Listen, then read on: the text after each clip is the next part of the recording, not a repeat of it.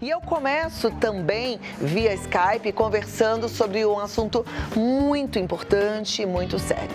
A gente hoje vai falar sobre assédio moral e abuso na saúde. É um tema importante de ser abordado, é um tema que a gente precisa entender o que é e como é que a gente deve agir. A gente sabe que os médicos eles estão envolvidos hoje diretamente com o que mais está atingindo e afetando a humanidade, que é a pandemia.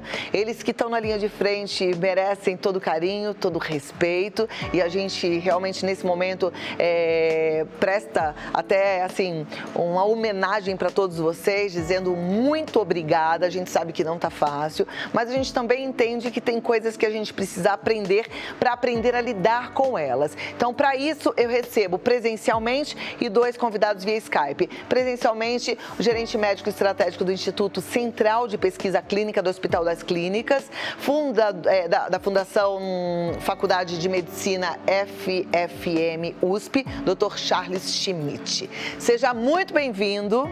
Eu que agradeço. Para a gente é uma honra recebê-lo. Eu sei que seu tempo é super escasso, então quando você vem aqui eu fico feliz, porque a gente aprende muito contigo, viu, doutor? Vou te convidar para sentar ali. E aí a gente tem outros 2 convidados via Skype, a advogada no Direito do Trabalho, doutora Cláudia Freitas, e o executivo da indústria farmacêutica e coordenação da pós-graduação de acesso ao mercado de farmacoeconomia da Faculdade Oswaldo Cruz, Richard Morales. E eles já estão aqui, Richard e Cláudia, tá certo? Ótimo. Então deixa eu sentar aqui e a gente começa a conversar. Boa tarde a todos. Boa tarde, Richard. Boa tarde, Cláudia. E boa tarde, Charles. Vamos lá. Primeiro eu vou abrir espaço aqui para o Charles, depois a gente conta com a participação de vocês. Mas esse assunto ele surge a partir de uma pesquisa, tá certo? Sim, a gente avaliou uma pesquisa que foi publicada numa revista eletrônica chamada Medscape. De janeiro, fevereiro, surgiu essa pesquisa que avaliou 2.300 profissionais de saúde, a grande maioria eram médicos e enfermeiros, nessa questão que foi perguntada para eles sobre assédio sexual ou assédio moral. E que me chamou a atenção, porque a gente, no dia a dia da prática, a gente não presta muita atenção, a gente vê que acontece e às vezes não presta atenção nesse assunto. Então, chamou a atenção um grande número de pessoas que reportam assédio moral e sexual no ambiente de saúde, dos profissionais de saúde. Né? Então, é referido nessa pesquisa que pelo menos em cada 10 profissionais de saúde, na maioria médicos, um já presenciou o assédio no seu colega. Né? Com enfermeiros é até maior, 1 para cada 7. E isso é um processo extremamente doloroso que impacta finalmente no paciente, porque se o profissional de saúde não está trabalhando num ambiente adequado nas suas atividades, ele vai impactar na saúde. Com certeza. E isso acontece nas 2 pontas, então tanto o médico quanto o enfermeiro sofrem abuso, assim como o paciente. As 2 pontas passam pelo mesmo constrangimento, às vezes até trauma? A pesquisa analisou o ambiente médico e dos enfermeiros. Evidentemente, a gente sabe que isso também acontece no mundo inteiro, né? Entre os profissionais de saúde, assediar pacientes e pacientes, eventualmente, assediar os próprios profissionais de saúde. Né? Okay. A gente tem histórias tristes aqui no Brasil, no passado, né? De nomes profissionais de renome que hoje cumprem pena por causa disso, mas o número de reportes, isso que chama a atenção. A grande maioria dos profissionais de saúde, nessa pesquisa, não reportam. 75% deles não reportam esse assédio, né? Com a questão de que não vai surtir resultado nenhum. Na verdade, eu acho que é o grande problema do ser humano que trabalha e que depende do seu trabalho, né? Existe uma relação de necessidade muito grande e a necessidade gera, infelizmente, o medo. E as pessoas acabam ficando ali presas numa relação abusiva e às vezes até sem necessidade. Às vezes não, acho que sempre sem necessidade, porque se a justiça atua, é capaz da gente conseguir reverter essa situação, quer dizer, essa pessoa ter direito a um trabalho onde isso não aconteça. Eu vou abrir um pouquinho de espaço para a doutora Cláudia, para a gente conversar sobre essa questão. Hoje eu sei que a Justiça, né, já está com um olhar mais atento a tudo isso, mas em relação aos médicos, aos funcionários de saúde, como é que você vê isso, doutora? Boa tarde a todos. Cláudia, inicialmente, muito obrigada. Nesse âmbito, os médicos, eles estão, né, todos os profissionais de saúde, eles estão sendo muito demandados, até como você bem colocou, pela questão da pandemia. Mas também, por outro lado, nesse aspecto, não se pode deixar de vislumbrar um assunto tão importante, né? Então, o profissional, ele estando diante de uma situação do assédio, seja o moral ou mesmo o abuso, então o que nós recomendamos é que ele denuncie, tá? Então que ele procure os meios internos da instituição para que ele possa levar, tá, esse ato de constrangimento inicialmente ao seu superior, caso óbvio não seja ele, e por sua vez ao Departamento de Recursos Humanos, mas assim, o que tem que ser orientado é que ele tem que denunciar, ele tem que romper, né, esse linhame do medo, porque o profissional, ele sente medo, né, não só do ambiente do profissional da área de saúde, mas a gente, como atua no âmbito do direito do trabalho, então em todos os setores. Então, não ter aquele receio de que ele pode estar sendo um delator ou eventualmente levando um assunto que eventualmente não vai ser encaminhado, tá? Então, isso tem que ser colocado e ele tem meios para buscar isso. Inicialmente, o Recursos Humanos ou alternativamente ou conjuntamente junto aos seus sindicatos de classe, né, da sua categoria, a ouvidoria da instituição, tem as delegacias regionais de trabalho, então para que ele possa se proteger inicialmente, porque no momento que ele deixa, né, oculta esse ocorrido, ele começa a passar por momentos muito difíceis, até na execução do exercício da função dele, porque esse assédio, ele impacta, né, na sua produtividade, especialmente viola, né, a integridade física e psicológica do profissional.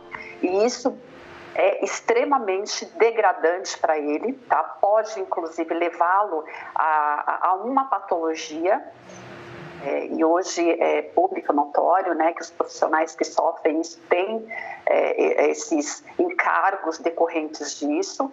Então, inicialmente, o importante é ele compreender que é importante denunciar, né? Então, levar os meios justamente para que ele se resguarde. E, acima de tudo, tratar dessa questão pontual que ele pode estar enfrentando e também na sua coletividade, porque o objetivo também que se busca é interromper um ciclo que às vezes ele é vicioso, digamos assim. Porque o assediado, nesse momento, ele pode ser que o assediador já tenha ocorrido com outras pessoas também, né? Então, eu acho que é um passo muito importante e deixa claro que a pessoa, ela tem, né, o empregado, ela tem os meios legais que ela pode buscar, correto, para se proteger. Então, eu acho que o importante é ela entender e compreender que ela tem esse resguardo do seu direito. Inicialmente, seriam essas ponderações. Perfeito. Eu fico também pensando que, além do medo, existe ainda um outro fator. A gente, às vezes, se questiona, será que eu sou muito sensível a esse tipo de brincadeira? Ou será que isso realmente foi abusivo? E ainda tem um outro lado, principalmente das mulheres, né? Será que eu, de alguma forma, provoquei? Será que, de alguma forma, eu dei abertura para que isso acontecesse? Então, a mulher também, às vezes, ela se coloca até numa situação de se sentir culpada por ter provocado aquele tipo de atitude, aquele tipo de reação. Isso a justiça enxerga de que forma? Até para orientar e para fazer o julgamento correto.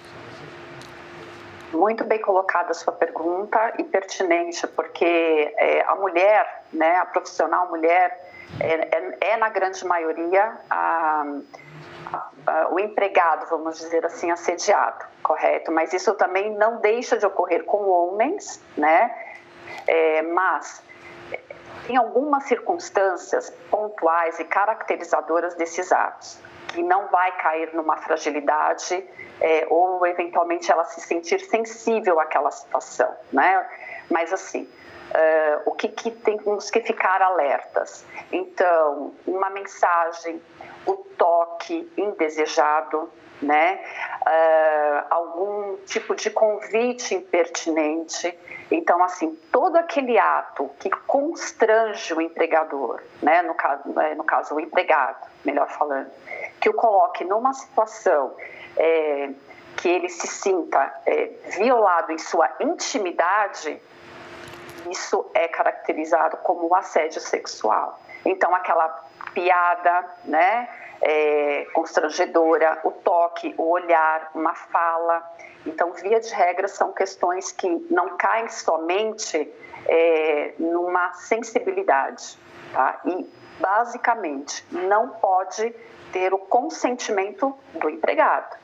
Perfeito. Então, no momento que aquela pessoa, ela tem uma piada, uma palavra mal colocada, uma insinuação, um contato físico, né? E especialmente quando tudo isso é condicionado também a uma chantagem para que ele permaneça no seu emprego, tenha uma promoção, ou eventualmente isso também esteja condicionado, né, a uma vantagem sexual, vamos dizer assim, né? Aquele ato provoque essa condição, então já sai desse campo da sensibilidade. Perfeito. Então, isso já acho que dá para criar aí essa margem de diferenciação. Tá joia. Richard, eu estou aqui pensando, né? Você que está diretamente ligado às empresas, como executivo, que tipo de orientação as empresas deveriam passar para os seus funcionários? Porque é muito comum nos trabalhos, né, no ambiente profissional, um certo afrouxamento no relacionamento, as brincadeiras, o bullying, as gracinhas, as piadinhas.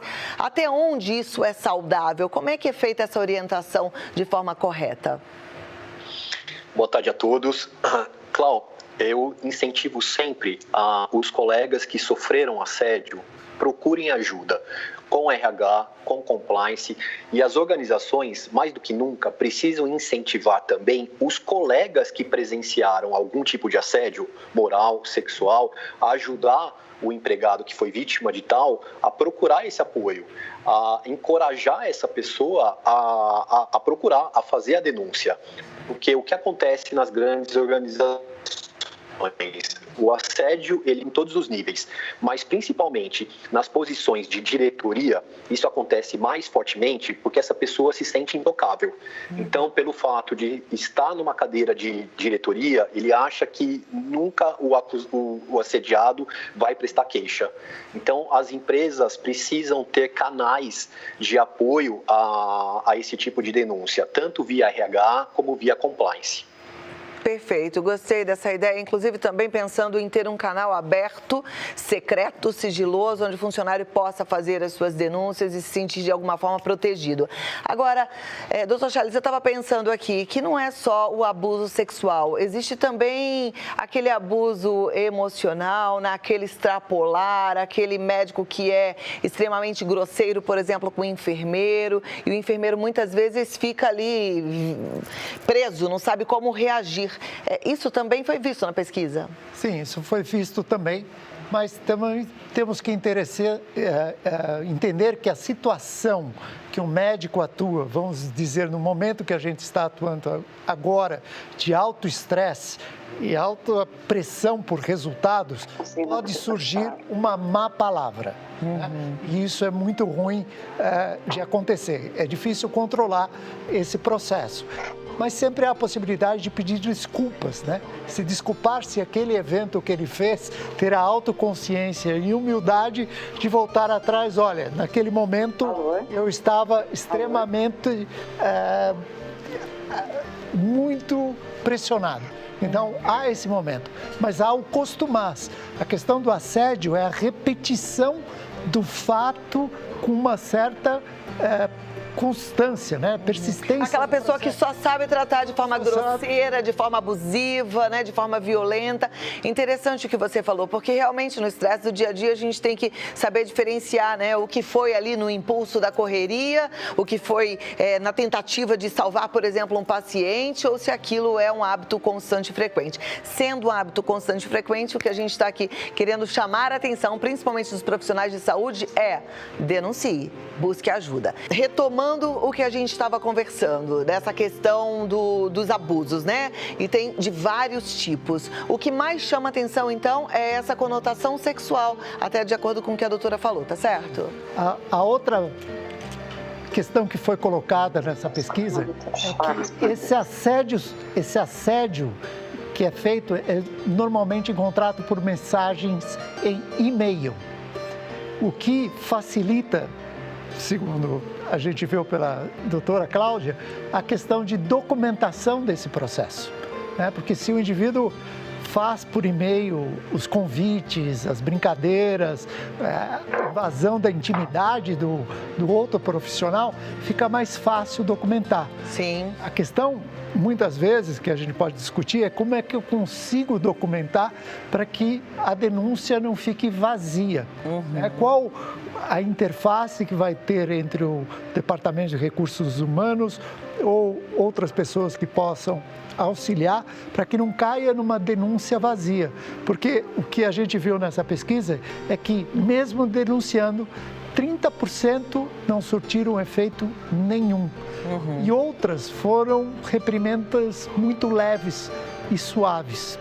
Então, a conscientização que esse problema que a gente está trazendo aqui é sério e as pessoas que estão lidando da outra ponta de tomar a seriedade da reclamação, o colega abre sempre assim, ele é brincalhão, você conhece o jeitinho dele e tal, não é o correto. Acho que temos que tomar uma posição clara sobre os limites de relacionamento. Perfeito. Eu já tenho uma pergunta aqui para a advogada e diz o seguinte: doutora Cláudia, eu sinto que sofri abuso, fui enfermeira de um médico extremamente grosseiro comigo durante anos, mas já não trabalho com ele há 5 anos. Eu gostaria de entrar com o processo, pois até hoje tenho traumas de tudo que ele me falava. Ainda posso ou tem um prazo para isso? Inicialmente, no âmbito do direito do trabalho, o empregador ele tem por direito ingressar com a reclamação trabalhista após 2 anos da sua rescisão de relação de emprego. Então, nesse caso, como já decorreu, pelo que nós compreendemos, 5 anos, tá? No âmbito do direito do trabalho não seria mais possível ela fazer, né, essa reclamatória. No entanto, como tem toda uma questão aí também de responsabilidade civil, enfim, porque é um dano moral, né, também. Mas, assim, no âmbito do direito do trabalho, uma reclamatória trabalhista por conta da prescrição, né, não seria possível mais ela ajuizar uma reclamatória. Ok, por isso é que é bom a gente, na verdade, falar ainda quando está acontecendo, para tentar solucionar o problema, para tentar modificar aquele ambiente de trabalho, né? Seria o ideal. Por isso que nós ressaltamos a importância de romper o medo. porque o funcionário ele se sente pouco confortável, né? E até com o receio de levar isso para os meios internos, como eu coloquei, o recursos humanos, ou denunciar, etc., né? Junto aos órgãos competentes. Mas o importante é ele procurar se resguardar durante a sua relação de emprego, ou alternativamente, rompeu-se esse contrato de trabalho, imediatamente já buscar, enfim, os seus direitos, porque senão, infelizmente, aí já não fica mais possível. Perfeito. Tem uma outra pergunta aqui. Boa tarde. Existe assédio moral dentro da saúde? Sim. Não se pode ter medo de denunciar. Eu deixei a profissão por esse motivo. Na verdade, não é uma pergunta, é uma contribuição, né? É interessante a pessoa estar abrindo aqui o coração. E é uma pena que você tenha deixado essa profissão, que a gente sabe que é tão nobre, que está ligada aí a toda a sua vocação, ao seu propósito. Aí a pergunta vem a seguir. Para ir para a justiça, tem que ter testemunha para comprovar o assédio? Ou basta a versão da vítima? Ou tem que ter algum documento para comprovar? É muito importante ter testemunhas. No entanto, o que nós orientamos também? No momento que ocorreu o ato do assédio, escreva tudo, tá? Relate o dia, o horário, quais as pessoas que estavam envolvidas ali naquele momento, né? Por quê? É importante você ter todo esse conjunto probatório. Converse especialmente com os familiares, também a gente recomenda, além dos órgãos internos, que no caso recursos humanos, né? Para que você possa justamente provar, porque a prova do assédio, ele seja moral ou mesmo sexual, ele é muito difícil de ser produzido pela parte, né? Porque, via de regra, ocorre em situações em que ou o empregado está sozinho com o assediador, ou alternativamente ele busca uma testemunha que eventualmente presenciou um ato de um assédio moral, mas ele ainda continua na instituição. Então, tem toda uma situação em que ele precisa se resguardar. Nesse caso, é importante ter testemunhas, e-mails, que eventualmente pode ocorrer, né? Alguma palavra um pouco mais grosseira, vamos dizer assim, alguma mensagem por aplicativo, né? WhatsApp, etc. Então, tudo que for possível para que ele faça esse conjunto probatório, esse elemento de provas é importante. E, com certeza, no âmbito do direito do trabalho, a testemunha é muito importante. Perfeito. Tem uma pergunta, boa tarde, gostaria de saber como comprovar assédio moral sem ser através de e-mail ou mensagens? Nesse caso, a gente sempre indica a questão da testemunha.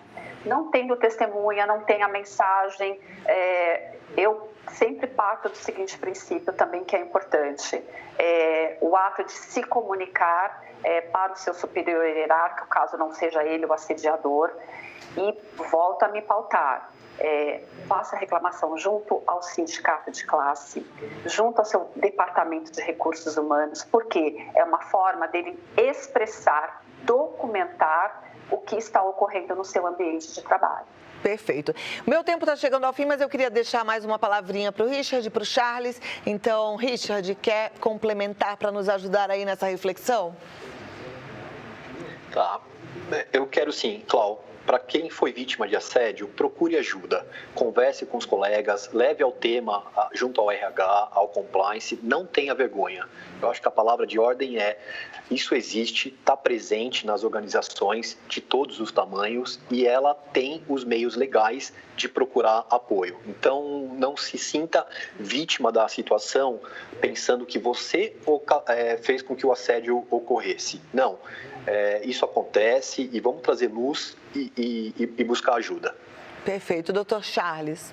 Eu queria colocar que esse assunto deveria ser mais colocado também no ambiente acadêmico das faculdades de medicina, nas outras faculdades da área de saúde, porque é o processo educativo, junto com o processo evidentemente punitivo, é que vai melhorar a situação, né? E a ideia aqui era dar um espaço para alertar esse problema e que as pessoas têm caminho para uma solução, uma resolução, quer de uma forma jurídica ou em conversas com as pessoas que podem dar o apoio no ambiente de trabalho. Muito obrigada, foi excelente a contribuição de vocês, eu tenho certeza que ajudou aí a dar voz para tanta gente que está calada, sofrendo por conta disso tudo. Imagina, a gente até que deixou essa profissão tão bonita. Doutora Cláudia, muito obrigada. Richard, muito obrigada. Doutor Charles, muito obrigada. Vou deixar aqui, olha, o contato do Doutor Charles é o CSM de mãe, D de dado, T de terra, csmdt@terra.com.br. Muito obrigada a todos e até a próxima oportunidade. Foi muito bom encontrá-los aqui, tá bom? Obrigada, doutor Charles.